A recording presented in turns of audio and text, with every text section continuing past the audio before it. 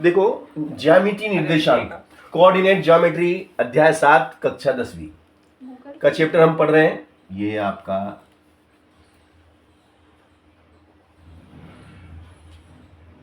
X axis और ये Y axis, ये ओरिजिनल पॉइंट मूल बिंदु, ये भी, ये एक्स अक्ष की धनात्मक दिशा है, ये एक्स अक्ष की ऋणात्मक दिशा है, और ये वाई अक्ष की धनात्मक दिशा है, और ये वाई अक्ष की ऋणात्मक दिशा, और ये आपका मूल बिंदु होता है। ठीक है ना।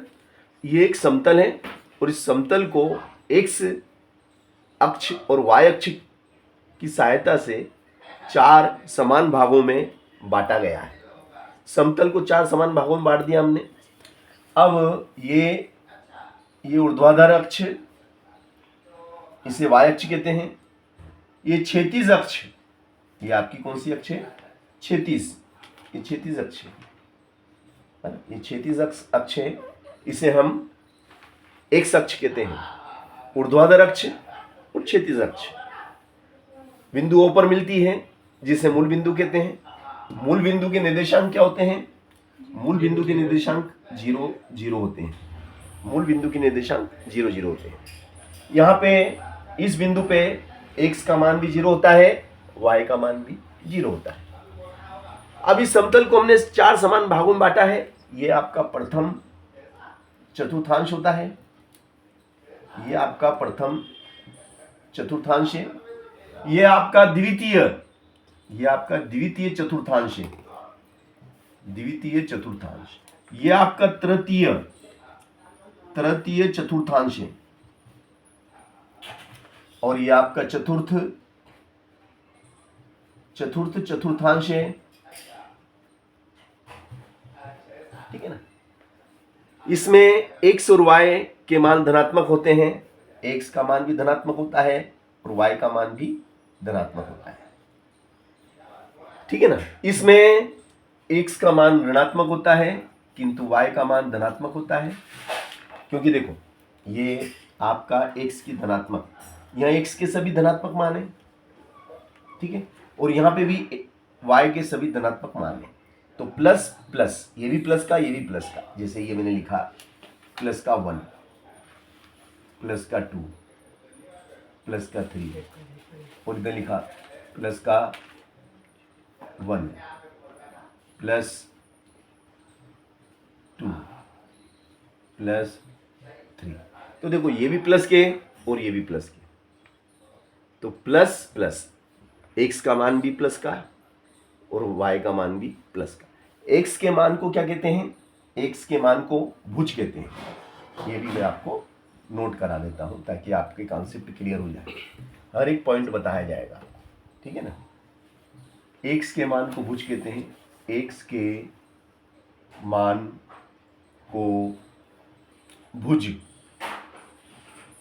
और वाई के मान को कोटि, y के मान को कोटि कहते हैं।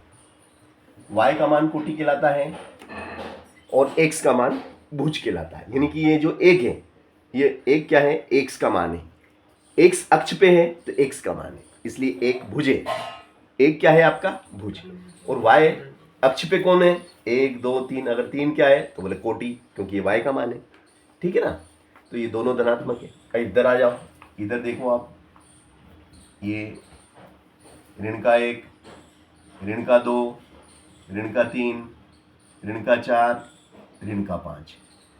तो ये x के ऋणात्मक मान है, तो पहले भुज आता है। तो भुज कौन सा है यहाँ पे? भुज ऋणात्मक है, भुज का मान ऋणात्मक है किंतु y का मान धनात्मक है।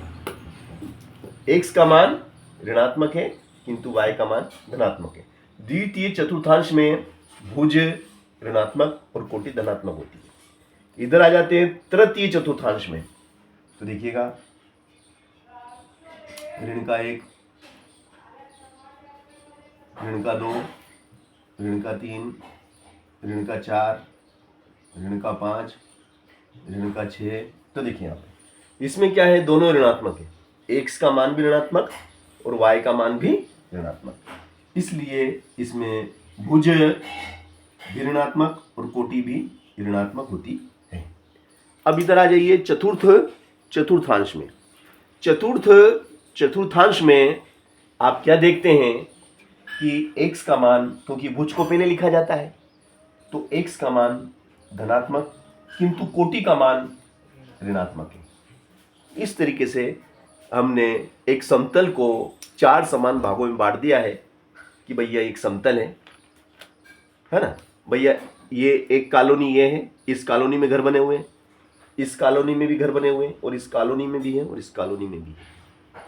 अब भाई किसी से हमने, हमारा मित्र इधर रहता है, इस समतल में रहता है, तो उसने हमको फोन लगा के बोला भैया कॉलोनी नंबर 1 में आ जाना, तो ये कॉलोनी नंबर 1 है।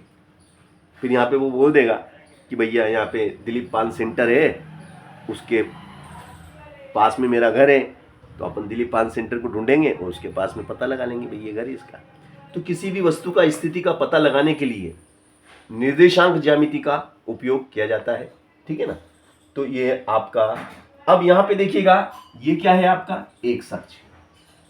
एक अक्ष पे मैं पूछूं बताओ y का मान कितना है, एक अक्ष पे कोटि कितना होता है, एक अक्ष पे कोटि कितना होता है। जैसे मैंने यहाँ पे एक बिंदु P लिया, मैंने बिंदु P लिया, बताओ बिंदु P पे y का मान कितना है। बिंदु P पे y का मान 0 है, क्योंकि यहाँ 0 लिखा हुआ है, 0 से शुरू होता है, 0 1 2 3, तो y का मान 0 है ना। तो y का मान क्या आ जाएगा, यहाँ x का मान कुछ भी हो सकता है, 2 4 8 10, तो x होगा, x की जगह कुछ भी लिख सकते हैं, किंतु यहाँ y की जगह 0 आएगा, y की जगह 0 आएगा, समझ गए ना। तो x अक्ष का समीकरण क्या हो जाएगा, x अक्ष का समीकरण क्या होगा, y बराबर 0। x अक्ष का समीकरण होगा y बराबर 0, क्योंकि y का मान उस पे 0 होता है। लिखो बेटा, ये सब नोट करना है ना। x अक्ष का समीकरण y बराबर 0 है ना। x अक्ष पे स्थित बिंदु के निर्देशांक लिखो, x अक्ष पर स्थित बिंदु, x अक्ष पर स्थित बिंदु के निर्देशांक क्या होंगे, x 0, और y अक्ष पे स्थित बिंदु के निर्देशांक, पहले तो y अक्ष की बात करें हम, ये आपका y अक्ष है। y अक्ष पे x का मान क्या होगा, x का मान इस पे 0 होगा, यानी कि इस पे भुज 0 होगा, है ना। तो जैसे यहाँ पे कोई बिंदु लिया मैंने, ये बिंदु मैंने लिया Q, तो Q के निर्देशांक क्या होंगे, यहाँ पे x 0 है, भुज, x के मान को भुज कहते हैं, पहले भुज लिखते हैं फिर कोटि लिखते हैं, और y कुछ भी हो सकता है, 2 4 8 10 20 50 कुछ भी हो सकता है, तो 0 y, तो यहाँ लिखेंगे y अक्ष का समीकरण, y अक्ष का समीकरण x बराबर 0, y अक्ष पे का समीकरण क्या होगा, y अक्ष का समीकरण होगा x बराबर 0। अब y अक्ष पे स्थित बिंदु का निर्देशांक, y अक्ष पर स्थित बिंदु, y अक्ष पे स्थित बिंदु के निर्देशांक हमें निकालना है। y अक्ष पे स्थित बिंदु के निर्देशांक q 0 y, q 0 y, y अक्ष पर स्थित बिंदु के निर्देशांक 0 y, क्योंकि यहां पे x 0 है ना, ठीक है। अब भैया ये हमने आपको नोट कराया, ठीक है ना। ये अब 2 मिनट के लिए हम इसका बता देते हैं इसमें से, फिलहाल अभी हमको इनकी जरूरत नहीं है।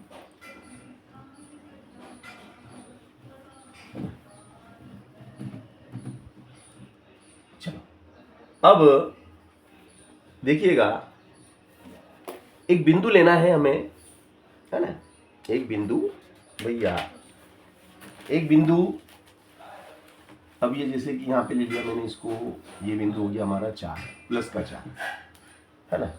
बिंदु है आपका, देखिए ये देखिएगा आप, बिंदु P 3 4 की मूल बिंदु से दूरी ज्ञात करो। मूल बिंदु से दूरी ज्ञात करो। बिंदु P 3 4 की मूल बिंदु से दूरी ज्ञात करना है। देखिएगा, बिंदु P 3 4 का मतलब ये हुआ कि ये जो 3 है वो x का मान है और 4 है वो y का मान है, ठीक है ना। तो x अक्ष पे तीन कदम खसकेंगे, 1 2 3, 3 कदम खसके x पे, और y पे कितने कदम खसकेंगे? 4, 1 2 3 4, ठीक है। और ये आपका ये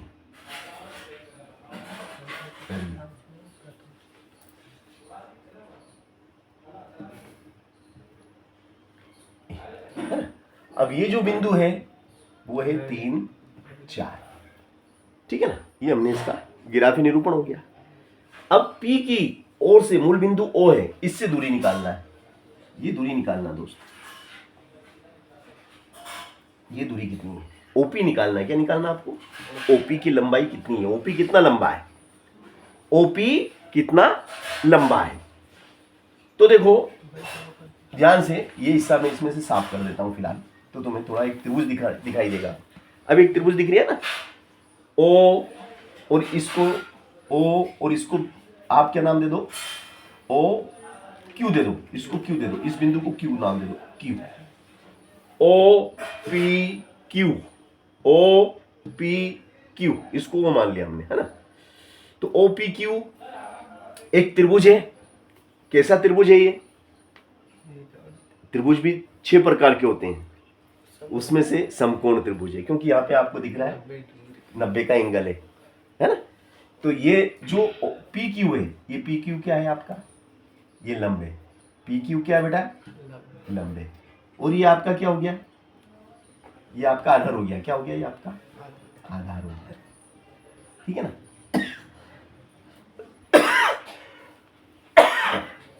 ये आधार है। आधार कितना है? 3। यहां से यहां तक का कितना है? यहां से यहां तक का 3 है भैया,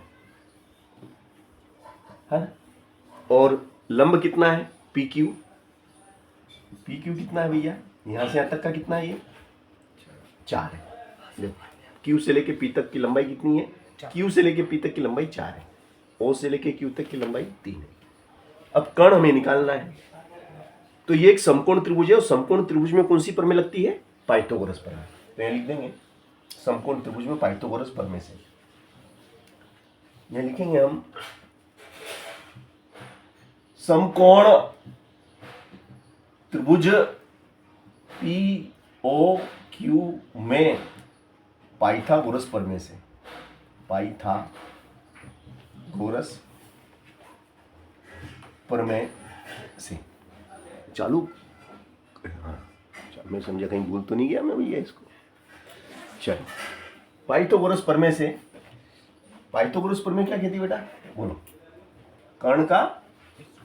कर्ण का वर्ग, लंब का वर्ग प्लस आधार का वर्ग। ये कक्षा 8वीं में भी हमने पढ़ा है, कोई नई चीज नहीं है, 8वीं की चीज पढ़ा रहा हूं, यूं सुनो। अब कर्ण, इसमें आप जो सबसे बड़ी भुजा होती है ना बेटा, समकोण त्रिभुज में सबसे बड़ी भुजा होती है वो कर्ण होती है। और सबसे बड़ी भुजा इसमें जो ये तिरछी रेखा है, तिर्यक रेखा, जिसका नाम है OP। OP आपका कर्ण है। तो OP का वर्ग, लंब आपका ये लंब है बेटा, क्या नाम है लंब का? PQ का वर्ग, और आधार है OQ का वर्ग।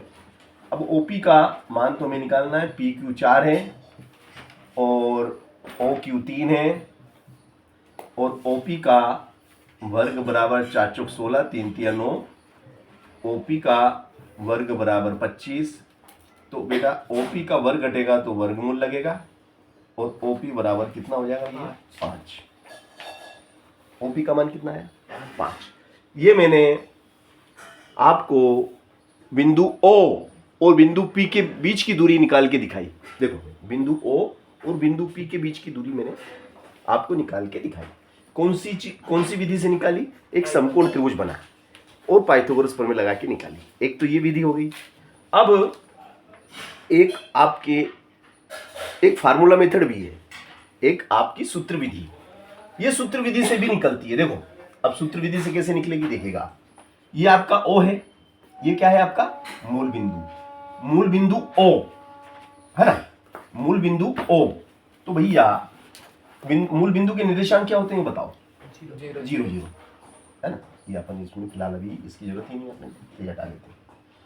ये आपका मूल बिंदु है O और इसके निर्देशांक है 0 0। इसके निर्देशांक के 0 0। मूल बिंदु O जिसके निर्देशांक 0 0 है और बिंदु P देखिएगा अब आप बिंदु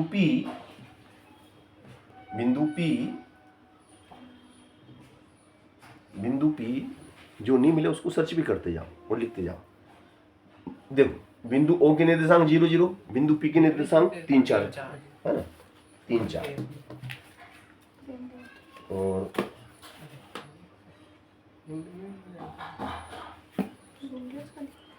चलो तो देखिएगा बिंदु O तो ये हो गया आपका x1 y1, ये हो गया x2 y2 है ना। अरे बेटा पढ़ो है ना, तुम भी देखते रहना है ना। चलो x2 इसको बिंदु O के निर्देशांक अपन ने x1 y1 मान लिए, बिंदु P के निर्देशांक x2 y2 मान लिए। अब दो बिंदुओं के बीच की दूरी का सूत्र लग जाएगा। दो बिंदुओं के बीच की दूरी का सूत्र क्या है? दो बिंदुओं के बीच की दूरी का सूत्र है OP बराबर under root x2 minus x1 का whole square plus y2 minus y1 का होल स्क्वायर। ये एक सूत्र विधि मैंने अभी विदाउट फार्मूला मेथड बताया, बिना सूत्र के मैंने आपको मान निकाल के बताया। अब हम सूत्र विधि से भी निकाल के आपको दिखाएंगे ताकि आपको दोनों विधियां कंफर्म हो जाए कि भाई कभी ऐसा भी हम निकाल सकते हैं, हमारे पास विकल्प है हर चीज का है ना। तो देखिएगा x2 कितना है आपका 3 में से घटा दो, x1 कितना x1 0 है, x1 0 है का होल स्क्वायर प्लस y2 कितना है 4 माइनस 0 का होल स्क्वायर। ठीक है ना। तो ये हो गया आपका OP बराबर क्या हो जाएगा आपका OP 3 में से 0 घटेगा तो वही 3 रहेगा, नो चेंज, और 4 में से 0 घटेगा तो वही 4 रहेगा, 4 का वर्ग। अब आप जानते हैं 3 का वर्ग 9 होता है, 3 का 9 होता है और 4 का 16 होता है। तो 9 और 16 कितने हो गए भैया? 9 और 16, 9 और 16 25 हो गए और 25 का वर्गमूल आप जानते हैं 5 होता है, 5 इकाई। तो दो बिंदुओं के बीच की दूरी कितनी आई? इन दोनों बिंदुओं के बीच की दूरी आई 5 इकाई। ठीक है ना। तो मैंने ये आपको जो सवाल करा है सूत्र विधि से भी करके दिखाया और बिना सूत्र विधि से भी आपको दो बिंदुओं के बीच की दूरी मैंने निकाल के बताई कि किस प्रकार से दो बिंदुओं के बीच की दूरी ज्ञात की जाती है। अब इसी से रिलेटेड अगला प्रश्न आपको एक और प्रश्न में करा देता हूं।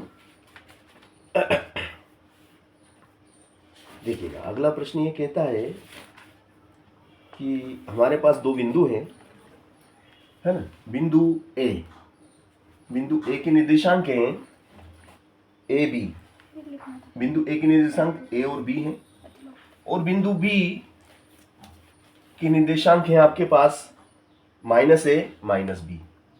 -A -B। ये दो बिंदु हैं।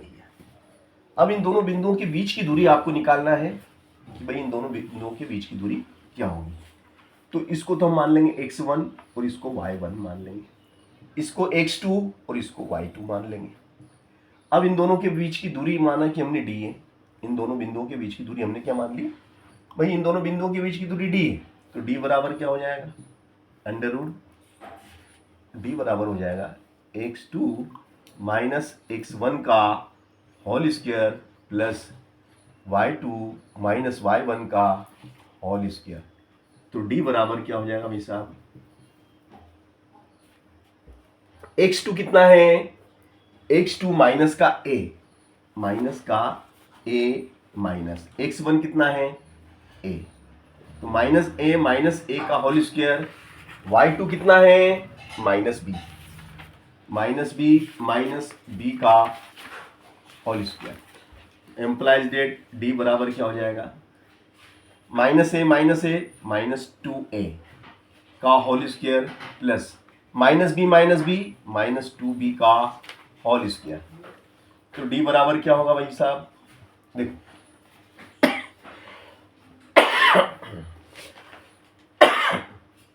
-2a का स्क्वायर, देखिएगा आप -2a में -2a 2 बार लिखा अपन ने, है ना, इसको अपन ने कितनी बार लिख दिया, क्योंकि स्क्वायर है ना 2 बार। माइनस माइनस का होना क्या होता है प्लस, और 2 में 2 का करो बेटा 4a स्क्वायर, इसी प्रकार 4b स्क्वायर, ये भी 4b स्क्वायर हो जाएगा। अब इसमें भी 4 इसमें भी 4, तो आपने क्या करा 4 को कॉमन ले लिया, तो अंदर क्या रह गया a का वर्ग प्लस b का वर्ग, a का वर्ग, देखो 4 इसमें 4 इसमें बाहर आ गया, तो अंदर क्या रह गया a। अब 4 क्या होता है, 4 के टुकड़े करो 2 गुणित 2 और कोष्टक में क्या है a का वर्ग प्लस b का वर्ग। अब ये जोड़ा कहाँ आता है, जोड़ा हम जानते हैं 8वीं में हमने पढ़ा है ना, जोड़ा कहाँ जाता है बाहर आ जाता है, और अंदर क्या रह गया a का वर्ग प्लस b का वर्ग, इतने इकाई।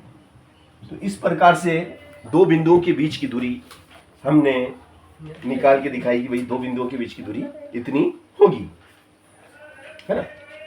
अब एक सवाल और दिया इसने कि भैया बिंदुओं 0 0 और 36 15 के बीच की दूरी ज्ञात कीजिए, है ना। ये भाई साहब फिर आ गया,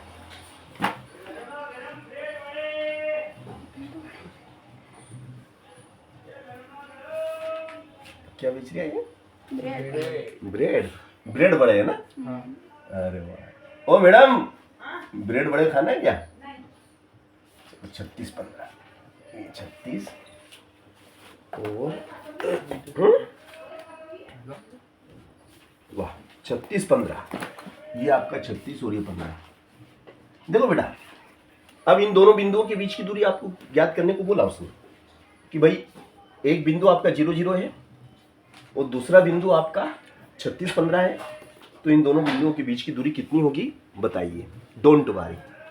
देखिएगा, माना कि इन दोनों बिंदुओं के बीच की दूरी आपकी d है, आपने d मान लिया, इसको आपने x1 माना, इसको y1 माना, इसको x2 माना, इसको y2 माना, तो d बराबर हो जाएगा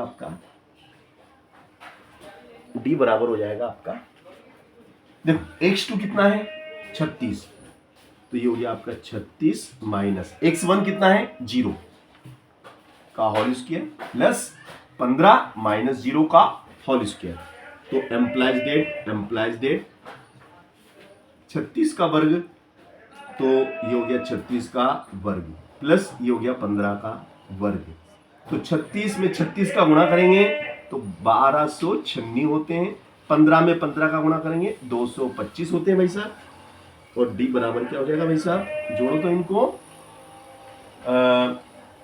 6 और 5 11 का 1, हासिल लगा 1 और 9 10 ने 2 12 का 2, हासिल लगा 1 2 2 4 ने 5 ने 1। तो अब इसके टुकड़े करेंगे 15 21 है ना, 15 21 इसके टुकड़े करेंगे 15 21, तो ये 15 और ये 21, तो भैया 3 से देंगे, 3 पंजे 15, 2 3 के बारे में 2 नहीं आते उसकी 0, 3 7 21, 3 एकम 3, 3 6 18, 3 9 27, 13 एकम 13, 13 3 39, 13 एकम 13। तो क्या हुए भैया टुकड़े क्या होंगे इसके टुकड़े होंगे 3 गुणित 13 गुणित 13। तो भाई साहब ये आपका उत्तर आ गया, एक जोड़ा 3 का और एक 13 का, 13 3 39 इकाई। कितना अच्छा सवाल था, है ना, शानदार। तो ये शानदार